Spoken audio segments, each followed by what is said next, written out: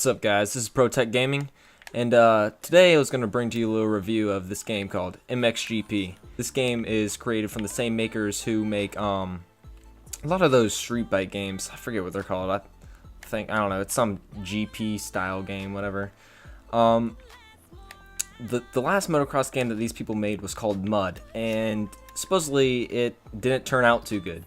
But I have to say, whatever, I don't know, I haven't played that game, but whatever they did there, and a lot of people didn't like it, I guess they must have fixed it on this one, because I honestly think it's pretty good, and I've played a lot of motocross games. I have a lot of experience with a great game called MX Simulator, which, if you haven't heard of it, make sure you check it out, for sure. It has great physics, but what it kind of, I mean, I'm just going to be honest with you, it has pretty crappy graphics. The physics are great. Everything is really realistic, and that's kind of what I like in a game. Some people might not like that. So if you don't like that, I'd say stick with this or MX vs ATV. I'm going to go ahead and start with graphics. Obviously, you can tell it has pretty good graphics. I think that it has better graphics than MX vs ATV, and it definitely has better graphics than MX Simulator. But when it comes down to physics, I'm going to have to give this game about a 7 out of 10. It has great graphics, but it kind of lacks in the physics department and realism.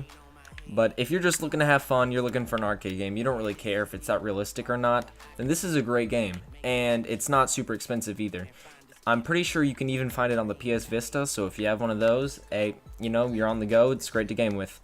I don't know if it's on the Xbox One, but it is on the Xbox 360, PC, and PlayStation 3. If you're looking for a great motocross game, I know there's not many coming out right now, except for MX vs ATV Supercross, which is going to be coming out in, I believe, September 7th, I think. It's around there somewhere.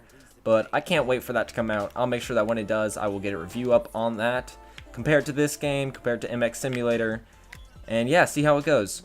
So the story in this game is you kind of start off as a privateer rider, and you try and work your way up to get on a real MX racing team, and you do pretty quick. It's not that hard, but I'm just gonna go ahead and show you some of the features that they have here in the career mode. As you can see, this is kind of like the career, I don't know, this is like your little hood hangout place, I guess. Yeah, I know, it's my hood, but you can change the personal data, you can change appearance, you can change who's your whatever your manager looks like. If you want it to be a girl, I guess you can do that too.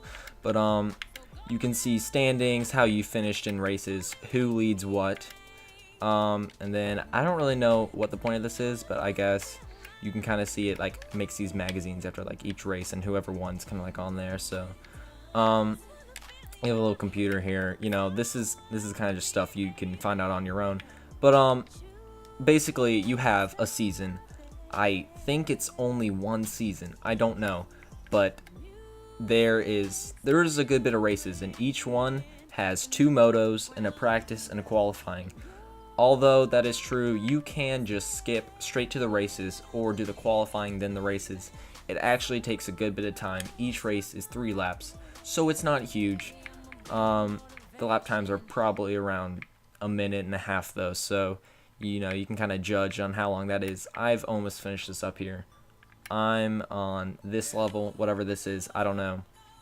I can go ahead and start it and show you how it is. I'm riding the 450, but I've probably ridden this track before.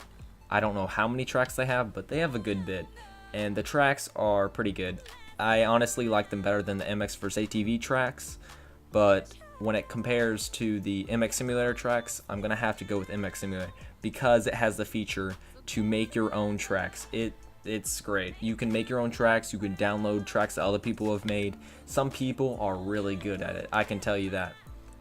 I'm gonna go ahead and just skip to race because I probably already played this track anyways. So another thing that you might have just seen there is that you earn fans, and the more fans that you get, the easier it is to unlock new teams to join.